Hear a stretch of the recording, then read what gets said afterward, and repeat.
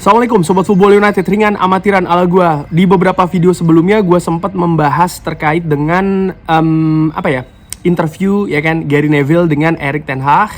Ada beberapa hal yang dibahas oleh Erik ten Hag, beberapa informasi terkait dengan sedikit mungkin masa depannya, terkait dengan rencananya dan lain-lain. Nah, di video kali ini ada review yang dilakukan oleh Gary Neville setelah wawancara tersebut, apa yang dia pikirkan, apa juga yang dia rasakan terkait dengan interview dengan Erik ten Hag.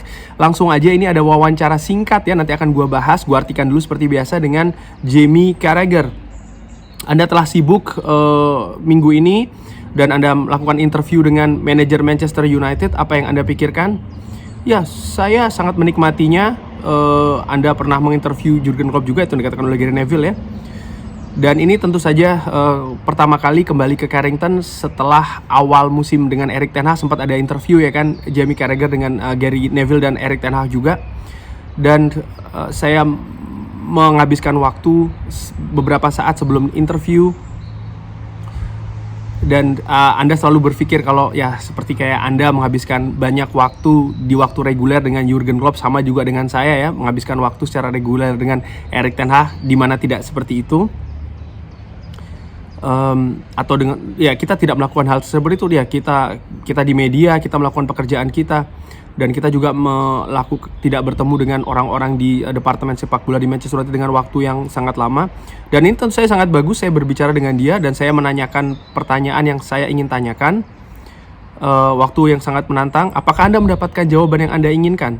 Ya, saya pikir dia sepertinya menjawab apa yang ingin dia jawab ya. Tidak ada ragu kalau Ineos datang menyediakan peluang untuk Manchester United, tapi juga menyediakan banyak ketidakpastian ya. Dan Anda melihat banyak perubahan yang terjadi di sekitar klub. Dan kalau dilihat ya, Erik ten Hag ini seperti orang terakhir yang berdiri di klub. CEO pergi, interim CEO pergi, CFO pergi, lalu juga football director juga pindah, sporting director juga pindah. Jadi ada 5 orang-orang senior di klub yang sudah tidak ada lagi di sana, dan hanya Erik ten Hag saja nih yang tinggal. Dan beberapa bulan ke depan tentu saja Manchester United akan melakukan keputusan ya terkait dengan Erik ten Hag untuk musim depan. Tapi saya rasakan, saya harap Erik ten Hag akan mendapatkan satu musim lagi di Manchester United. Dan seperti kayak Mauricio Pochettino juga di Chelsea. Dan ya, saya juga melihat bagaimana reaksi dari fans Manchester United. Saya melihat dia juga mendapatkan banyak dukungan dari fans Manchester United. Fans Manchester United selalu mendukung manajernya. Dan ya, posisinya saat ini adalah untuk bertahan satu musim lagi. Dan ya, ada performa sepak bola yang tentu saja sangat buruk. Dan juga jangan lupa ya, situasi contohnya ketika menghadapi Coventry, salah satu contoh yang memang sangat buruk sekali situasi dengan Manchester United di bawah Erik ten Hag. Itu tadi adalah bagaimana Gary Neville melihat, dan kalau gue tangkap memang ada beberapa poin di mana fans selalu mendukung manajernya, selalu mendukung pelatihnya, dan situasi dengan Erik ten Hag pun juga tidak berubah. Gary Neville juga melihat bagaimana situasi di Manchester United musim ini memang tidak sesuai dengan harapan ya kan, bahkan jauh di bawah itu.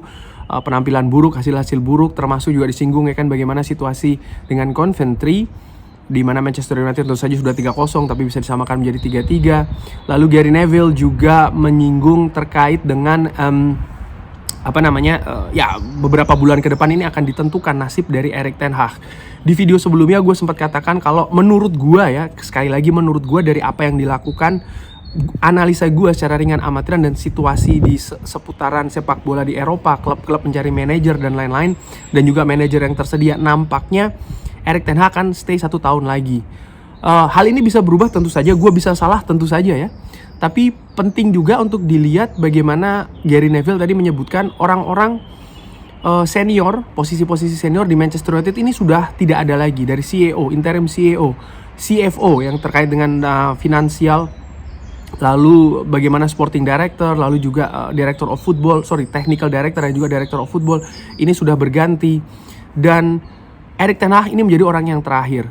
Apakah Erik ten Hag juga bisa terkena perubahan itu? Menurut gue kemungkinan tersebut tentu saja ada.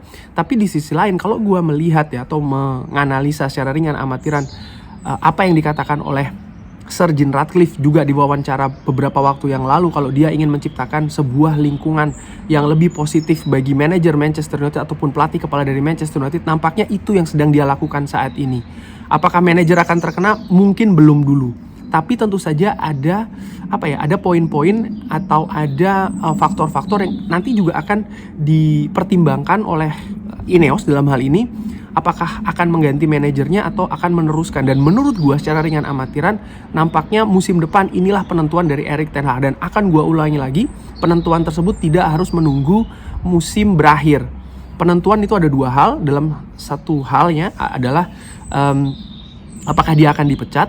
Itu mungkin tidak akan menunggu akhir musim, bisa jadi di musim dingin. Begitupun juga sebaliknya. Kalau seandainya musim depan separuh perjalanan dari kompetisi yang diikuti oleh Manchester United, utamanya Premier League, bisa menunjukkan peningkatan ya, maka ya mungkin dia akan mendapatkan perpanjangan kontrak. Karena jangan lupa musim depan itu adalah musim terakhir dari Erik ten Hag. Nah, Erik ten Hag ini walaupun musim ini tidak bagus dengan Manchester United, di pasar Eropa nampaknya juga posisinya cukup bagus nih. Ada dikaitkan dengan Bayern Munchen, sempat dikaitkan juga dengan Ajax Amsterdam, tapi Ajax nampaknya tidak melanjutkan ya, akan mencari calon lain. Artinya dia punya pasar, dia punya market, dia punya peluang untuk memperkuat tim lain. Dan dari sini kalau seandainya memang awal musim ke depan nanti separuh musim ya, memang prestasi dari Manchester United bagus, ya Manchester United juga harus cepat mengamankan ya Erik ten Hag supaya tidak pergi dengan cara ya diberikan perpanjangan kontrak yang lebih panjang lagi tentu saja. Tapi juga di sisi lain kalau seandainya memang dia tidak berperforma bagus, ya menurut gua Manchester United punya waktu yang sangat leluasa gitu kurang lebih ya untuk memecat Erik ten Hag dan mencari calonnya, dibandingkan dengan situasi saat ini yang menurut gua jauh lebih sempit. Bukan hanya terkait dengan manajer yang tersedia, tapi juga persiapan ataupun dukungan yang akan bisa diberikan kepada manajer baru tersebut. Squad ya kan, yang tentu saja uang tidak cukup besar saat ini. Situasinya bukan soal masalah dananya, tapi aturannya ya kan, financial fair play. Lalu belum juga di musim kali ini, di tengah musim ada Copa America, ada Piala Eropa. Tentu saja ini akan mempengaruhi juga persiapan dari tim itu sendiri. Manchester United juga sedang mengeluarkan atau mengusahakan untuk bisa melengkapi manajemennya, di mana belum komplit ya kan, dan Ashworth belum ditebus dan lain-lain. Jadi ada banyak urusan konsentrasi yang akan dilakukan oleh Manchester United di musim panas ini. Dan menurut gua kalau Manchester United mengganti manajernya di musim panas ini akan menambah berat kinerja dari manajemen, ya artinya ada banyak hal yang harus dilakukan dalam waktu yang sempit, dan yang gue khawatirkan justru fokus tidak bisa terjalin secara bagus di sana. Nah, oleh karena itu analisa gue ya secara ringan amatiran sekali, gue bisa salah dari apa yang dikatakan oleh Gary Neville juga. Nampaknya ya Sir Jim Ratcliffe ataupun Ineos ingin menciptakan lingkungan yang positif, yang mendukung, yang mensupport, yang berbeda dari apa yang terjadi beberapa musim belakangan di Manchester United. Di satu sisi ya Erik ten Hag juga belum aman-aman banget ini. Apakah kalau Manchester United meraih hasil buruk di akhir liga ini, termasuk juga kalah di final FA Cup, nanti akan mempengaruhi penilaian terhadap Erik ten Hag? Iya, itu akan mempengaruhi penilaian terhadap Erik ten Hag, tapi keputusannya menurut gue tidak akan diambil di musim panas ini, melainkan di musim dingin nanti. Itu sekali lagi perkiraan gue secara ringan amatiran ya. Sekali lagi gue bisa salah. Tapi bagaimana menurut Sobat Football United? Berbeda tidak masalah, silahkan drop di kolom komen. Terima kasih sudah menyaksikan. Jangan lupa like, subscribe. Wassalamualaikum warahmatullahi wabarakatuh. Thank you.